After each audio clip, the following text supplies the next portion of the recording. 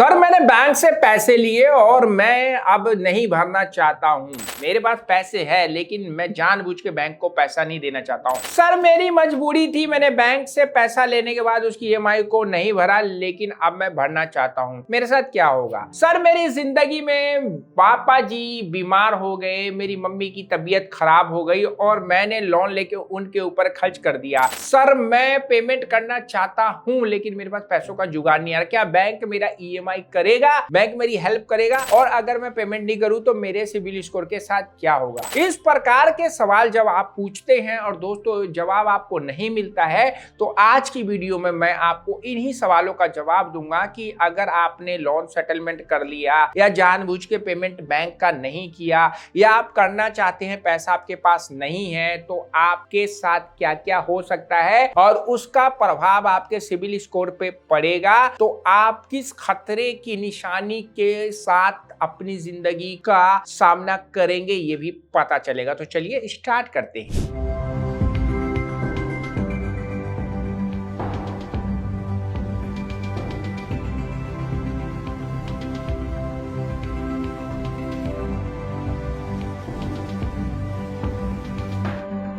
तो दोस्तों स्वागत है आज की एक नई वीडियो में। पिछली एक वीडियो मैंने आप लोगों के लिए बनाई थी कि अगर आप लोग सेटलमेंट करते हैं किसी भी कार्ड का या लोन का और आपको सेटलमेंट लेटर नहीं पढ़ने आता है, उसकी इंफॉर्मेशन के बारे में आपको जानकारी नहीं लेने आती है, तो उसमें क्या क्या चीजों का आपको पता होना चाहिए कि आपका जो लेटर हो वैलिड हो एंड वैलिड ना हो। तो उस वीडियो को अगर आप तक आपने नहीं देखा तो आई बटन में है, जाकर देखिए। लोन सेटलमेंट आपके क्रेडिट स्कोर पर नेगेटिव प्रभाव डालता है। आपको पता है कैसे कैसे आप जब पेमेंट नहीं करते हैं तो आपका सिबिल स्कोर खराब हो जाता है। तो दोस्तों केवल सिबिल स्कोर ही खराब होता है जब आप अपने क्रेडिट कार्ड का पेमेंट नहीं करते हैं, लोन का भुगतान नहीं करते हैं या आप ईएमआई में बाउंसिंग कर देते हैं। तो दोस्तों इसके साथ भी बहुत कुछ होता है, आपको वीडियो में पता चलेगा ही। पहले कुछ बेसिक चीजें आपको बता देता हूं कि जब आप अपने क्रेडिट कार्ड का पेमेंट नहीं करते हैं तो क्या होता है। इसका कारण यह है कि सेटलमेंट यह दर्शाता है कि आपने मूल रूप से सहमति राशि जो बैंक से लिया था उसका भुगतान नहीं किया है।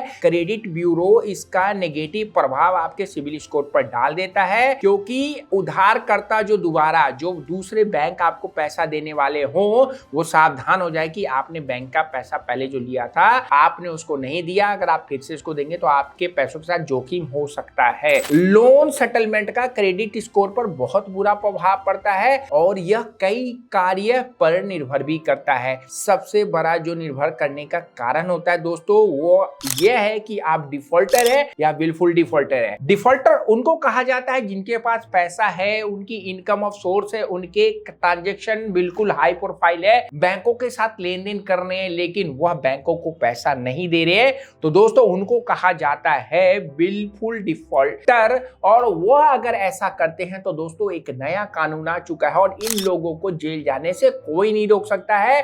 6 महीने के अंदर बैंक इनकी ऐसी की तैसी कर देगा और अगर वह लोग अभी सावधान नहीं होंगे तो उनकी इनकम जो भी हो जिंदगी जेल में ही बीतने वाली है। लेकिन एक होता है दोस्तों डिफॉल्टर, जिन्होंने अपनी जिंदगी में जानबूझकर डिफॉल्ट नहीं किया है, उनके सामने फाइनेंशियल क्राइसिस हो गई है, उनके माँ पिता भाई बहन की शादी बीमारी या फिर ऐसी कंडीशन जहां में उनकी जॉब जा चुकी है, वह चाहकर भी उतनी इनकम नहीं कमा रहे हैं कि बैंक ने जो लोन दिया उसकी ईएमआई को टाइम पे पे कर पाए। तो दोस्तों इनको डिफॉल्टर कहा जाता है। यह बैंक को अगर एप्लीकेशन या इंफॉर्मेशन दे देते हैं कि सर मेरी ये प्रॉब्लम है और मैं चाहता हूं कि मैं आपका पेमेंट करूं लेकिन आप लोग ईएमआई को कम कर दो या ये कर दो, तो बैंक हो सकता है उनके साथ कोऑर्डिनेट करके उनकी जिंदगी में लोन रिस्ट्रक्चर करके अच्छी जिंदगी को जीने के लिए मोटिवेट करे।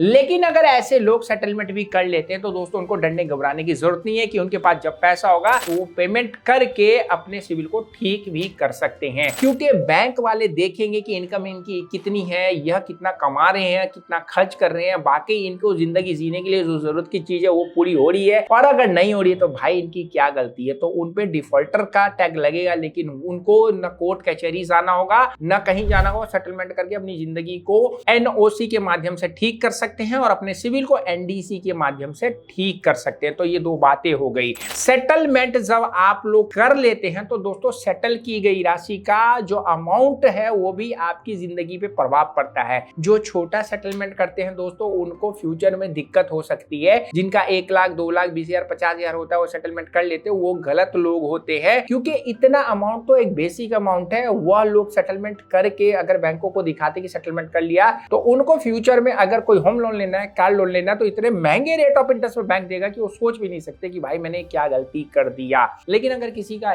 10 लाख का है 20 लाख का सेटलमेंट हुआ है तो उनकी जो फाइनेंशियल स्ट्रक्चर, उनके अकाउंट स्टेटमेंट को बैंक देखता है और वाकई अगर वो बिजनेसमैन या सैलरीड पर्सन थे, उनकी इनकम पहले बहुत ज्यादा थी और अब कम हो गई है और उस वजह से अगर पेमेंट नहीं कर पा रहे तो उनका सेटलमेंट भी कम से कम में हो जाएगा। आपके क्रेडिट इतिहास में और भी बहुत सारी चीजें होती है, जैसे आपका एक अच्छा क्रेडिट स्कोर अचानक नेगेटिव कैसे हो गया, क्या वो कारण थे जो आपका सेटलमेंट का करना पड़ा। ये सारी चीजें बैंक इंफॉर्मेशन सिविल से लेके आज की चीजों को देख के आपको अच्छा या बुरा अपने हिसाब से कर सकता है, क्योंकि यह उनके अधिकार क्षेत्र में आ गया है। लोन सेटलमेंट पर आपके क्रेडिट पर कितना समय तक रहेगा, एक क्वेश्चन ये भी है। तो दोस्तों लोन सेटलमेंट की जानकारी आपके क्रेडिट स्कोर पर 7 साल तक बनी रहती है। इस अवधि के दौरान यदि आपके लिए भविष्य में कोई ऋण या क्रेडिट कार्ड प्राप्त करने के लिए बैंकों में अप्लाई करते हैं तो दोस्तों आपको या तो बैंक मना कर देगा या आपको मोटे रेट ऑफ इंटरेस्ट पे देगा। यदि आपको ऋण मिलता भी है तो उस पे आपको एक गारंटर साथ में लगाना पड़ेगा। तो दोस्तों लोन सेटलमेंट आपके क्रेडिट स्कोर को काफी हद तक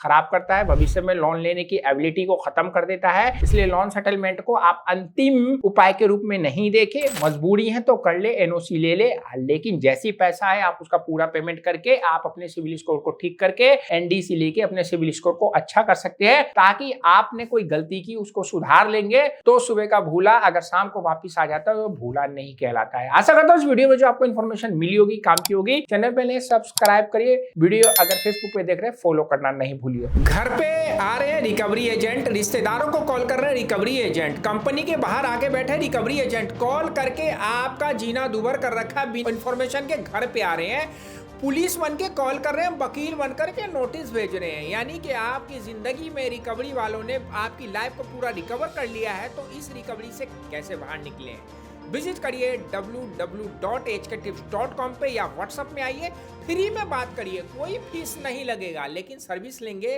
तो हम आपको कर्ज के जाल से बाहर निकाल देंगे। तो मिलता है नेक्स्ट वीडियो में, शत का ख्याल रखिए, सी यू।